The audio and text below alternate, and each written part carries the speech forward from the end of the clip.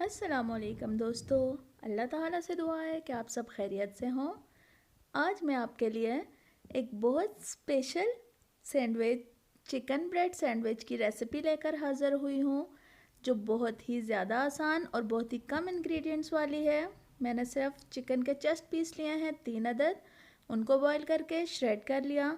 और ब्रेड मैंने ली है, आप घर के अफराद पे डिपेंड करता है कि कितने अफराद हैं, उसके मुताबिक ब्रेड लें। रेड चिली मैंने ली है 1 छोटी चम्मच, लहसुन मैंने लिया है 2 छोटी चम्मच, ज़ीरा मैंने लिया है 1 छोटी चम्मच, उसको हल्का पीस लिया है।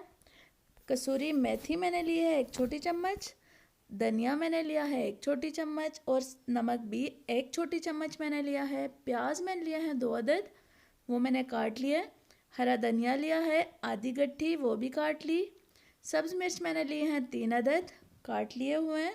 और साथ में मैंने लिए है केचप, जो हम फिलिंग के लिए इस्तेमाल करेंगे। 2 अदद हमें अंडे चाहिए होंगे, 4 अदद अंडे चाहिए होंगे, लेकिन चूँकि डबल अंडे थे तो इसलिए मैंने 2 अदद लिए हैं।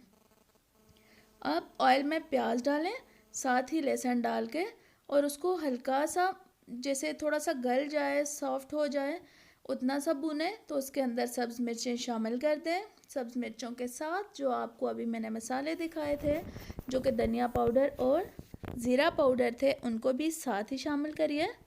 और प्याज के साथ इन मसाला जात को अच्छे से भून लीजिए। जैसे ही प्याज थोड़ा मज़ीद गल जाए तो उसके अंदर नमक, मिर्ची आपको जो दिखाए हैं सारे मसाला जात, वो शामिल कर लीजिए और अच्छे से पका लीजिए। और उसके साथ ही अब जो हमने बॉईल की हुई चिकन रखी थी, वो चिकन के श्रेडेड पीसेस हमने शामिल कर दिए। साथ ही मैंने हरा धनिया वो भी शामिल कर दिया। केचप दिखाई गई थी आपको, इसके साथ ही मैंने केचप शामिल की।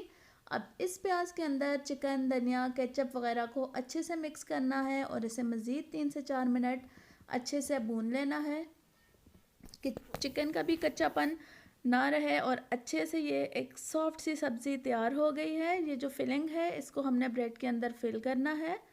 तो ब्रेड पीसेस लिए, उसके ऊपर मैंने खीरे के पतले से कतले काट के रखे हैं। अब और उसके ऊपर ही मैं ये फिलिंग जो भी आपके सामने तैयार की है वो लगा रही हूँ। अच्छे से ब्रेड को फिल कर लेना है इस फिलिंग के साथ जो मैंने आपको दिखाई है। सैलेड और खीरे ये ऑप्शनल है, अगर किसी को पसंद है तो यूज़ करें, नहीं तो ना करें। ब्रेड फिल हो गई तो उसको टमाटर के कतलों के साथ कवर कर लीजिए। पहले मैंने खीरे के कतले रखे थे, अब ऊपर के कवर के लिए मैंने टमाटर रखा है। ब्रेड बहुत ध्यान से आपने पकड़नी है कि टूटने का ख़तरा है, क्योंकि ये बहुत फ्रेश थी ब्रेड, तो बहुत ज़्यादा खस्ता है, टूट रही है। अब इसको सैंडविच की शक्ल में काट लेना है। फिलिंग से मैंने इसको फिल कर दिया है, ध्यान से काटिएगा क्योंकि ब्रेड के टूटने का ख़तरा है, टूट रही है ये। तो जैसे ही आपके तमाम सैंडविचेस तैयार हो जाएं, इसी तरह से तमाम सैंडविचेस को अच्छे से फिल कर लेना है आपकी फिलिंग के साथ। जब तमाम फिल हो जाएं तो फिर हमने ये करना है कि एक पैन के अंदर घी डालना है। मैं फ्राई करने के लिए बनास्पति घी ही इस्तेमाल करती हूँ ज़्यादा, वैसे सालन वगैरह के लिए ऑयल, और फ्राइंग के लिए बनास्पति घी, क्योंकि उससे अच्छा टेस्ट आता है।